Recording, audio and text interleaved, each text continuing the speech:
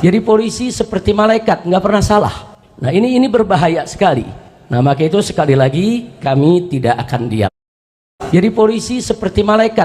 Jadi polisi seperti malaikat, nggak pernah salah. Nah ini berbahaya sekali. Nah maka itu sekali lagi kami tidak akan diam. KM 50 akan terus kami kejar. Dan orang yang paling bertanggung jawab dalam peristiwa KM 50 adalah Jokowi.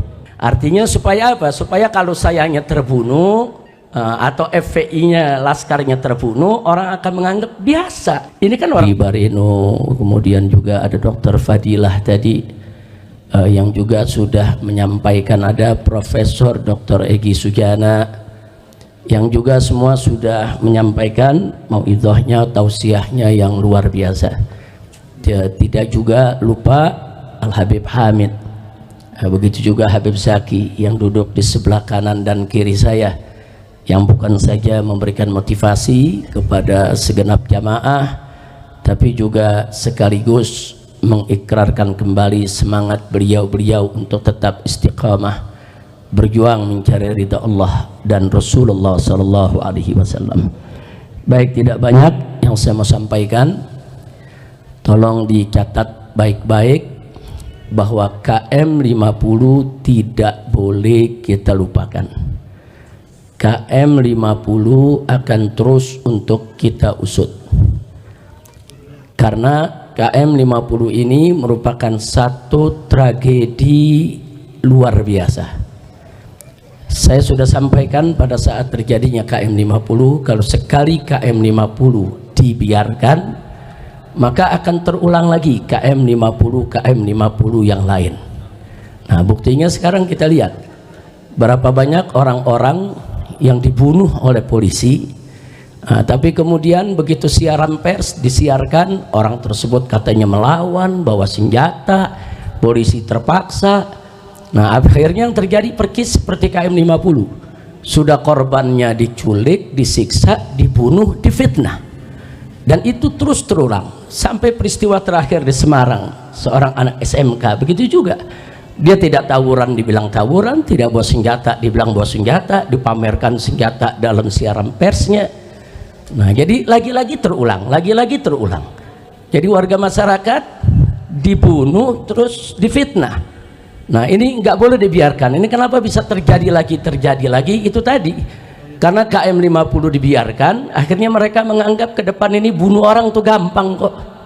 Gampang, habis bunuh fitnah selesai, habis bunuh salahkan selesai. Nah sampai kapan ini akan terus terjadi, dan ini akan terus terulang sampai peristiwa sebesar Kanjuruhan yang meninggal itu lebih dari 100 orang, tetap saja yang meninggal yang disalahkan. Nah, lagi-lagi mereka semua disalahkan. Jadi polisi seperti malaikat, nggak pernah salah. Nah ini berbahaya sekali.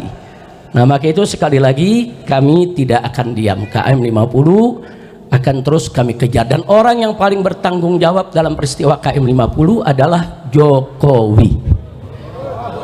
Bukan hanya karena beliau sebagai seorang presiden. Mungkin orang mengatakan, oh mungkin tanggung jawabnya moral karena sebagai seorang presiden. Bukan, tapi kita dapatkan indikasi-indikasi keterlibatan Jokowi langsung atau tidak langsung, itu bisa dibaca, dan itu akan kita beberkan kalau pengadilan HAM-nya digelar, ya ikhwan.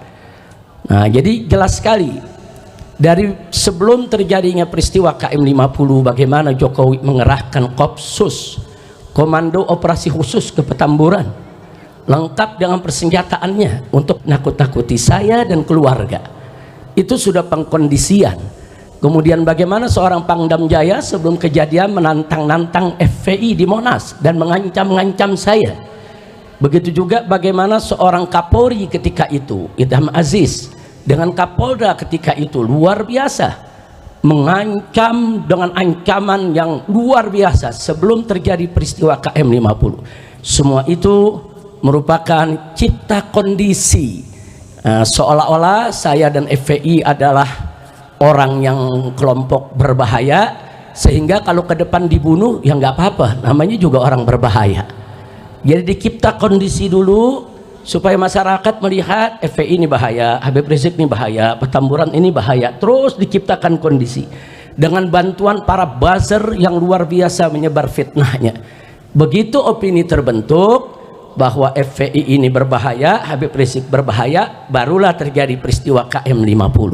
Artinya supaya apa? Supaya kalau sayanya terbunuh atau FPI-nya, laskarnya terbunuh, orang akan menganggap biasa. Ini kan orang-orang keras, ini orang ekstrim, ini memang orang berbahaya. Jadi kita kondisi semacam ini sudah jadi drama sinetron yang sering dimainkan oleh rezim Jokowi. Maka itu saya katakan sekali lagi, itu merupakan indikasi kalau Jokowi terlibat dalam KM50. Nah, tidak sampai di situ. Begitu terjadi KM50, Jokowi lah yang pertama kali menyatakan bahwa polisi sudah berbuat benar, masyarakat jangan melawan. Belum ada investigasi, belum ada pemeriksaan, belum ada penelitian, tiba-tiba sudah membuat pernyataan kalau laskar di KM50 itu yang salah. Sementara polisi yang membantainya itu benar, sedang menjalankan tugas. Nggak layak presiden memberikan pernyataan semacam itu sebelum dilakukan pemeriksaan, kecuali kalau memang presidennya terlibat dan yang mengatur semua itu, pantas saja memberikan pernyataan seperti itu. Tidak sampai di situ, tatkala banyak masyarakat termasuk DPR meminta dibentuknya yaitu tim independen untuk investigasi KM50, justru Jokowi yang menolak. Kenapa harus menolak? Kalau tidak terlibat, nggak usah ditolak. Mestinya investigasi itu dilakukan sejak awal kali kejadian. Nah, jadi di sini sekali lagi kalau saya katakan Jokowi adalah orang yang paling bertanggung jawab, bukan hanya karena Jokowi itu sebagai presiden, tapi ada indikasi-indikasi yang menunjukkan keterlibatannya. Termasuk 3 hari sebelum kejadian KM50 di tempat ini, di markas syariat ini, tadi diceritakan oleh Dr. Fadilah, nah, bagaimana saya berkumpul dengan sekumpulan jurnalis, kemudian tahu-tahu ada drone yang merekam semua kegiatan kami. Begitu kita kejar itu drone, ternyata yang memainkan drone itu adalah 3 anggota BIN. Dan ini bukan fitnah, bukan, kami rekam semua. Tiga-tiganya punya kartu anggota BIN resmi. Yang satu juga punya kartu anggota sebagai jurnalis, yang satu sebagai mahasiswa, yang satu lagi sebagai anggota TNI. Tiga-tiganya punya kartu anggota BIN secara resmi. Mereka memakai mobil dengan nomor plat palsu dan semuanya kita tangkap. Mobil-mobilnya kita tangkap, kita interogasi, kita rekam. Bahkan sampai data-data yang ada di komputer mereka kita sedot, kita ambil itu datanya. Ternyata ya, di dalam laptop yang mereka bawa ada operasi D5 yang saya menjadi targetnya. 3 hari sebelum peristiwa itu. Artinya apa? Ini anggota BIN ini menunjukkan adanya keterlibatan instansi negara, badan intelijen negara. Nah, jadi Jokowi dan orang-orangnya, apakah itu BG, apakah itu Fadil, apakah itu Idam Aziz, Tito, Dudung, Abdurrahman dan lain sebagainya, baik langsung maupun tidak langsung, semua terlibat. Dan kami akan kejar mereka ya kawan, secara hukum, baik dari dunia sampai akhirat. Nah, jadi jangan lagi kita ini semua dibodoh-bodohi. Kami punya data itu sampai hari ini masih kami simpan. Sekali lagi masih kami simpan. Adapun pemeriksaan Komnas HAM, saudara, secara umum ya ada bagusnya, tapi lucunya semenjak Komnas HAM itu bekerja sampai hari ini, Komnas HAM tidak pernah menanyakan saya, memanggil saya, meminta keterangan dari saya, baik secara lisan maupun secara tulisan. Padahal peristiwa KM50 target utamanya adalah saya. Jadi dari mulai Komnas HAM bekerja sampai hari ini, Komnas HAM tidak pernah menanyakan saya sepatah kata pun juga. Ada apa? Mestinya kalau Komnas HAM itu profesional, dia harus menanyakan. Justru target utamanya mesti ditanya, kenapa? Ada apa? Nah, tapi ternyata sama sekali tidak. Nah, karena itu sekali lagi saya tidak ingin bicara panjang lebar di sini, tapi terlalu banyak nama-nama yang terlibat, saudara, dan semua kita catat.